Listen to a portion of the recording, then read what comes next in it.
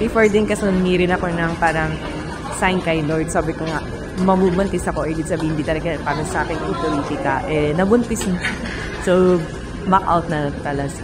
Nung nag-file kasi ako, akala ko gusto ko maging politician. Pero nung parang ang expected na ng mga nangyari, like yung parang kakamay-kamay yung mga dako, tapos yung bawal na mamigay ng tulong. Nung kuna masaya ako na namimigay ako ng mga paayuda, mga relief goods, pero nung time na bawal na dahil parang vote buying man daw, tapos may sa akin ng tulong, parang ang hirap sa feeling na hindi ko sila natutuluyan, lumalapit nagmamakaawa. So, ayun, dahil niya napasukan ng pamumulitika, parang hindi na siya pakatotohanan yan.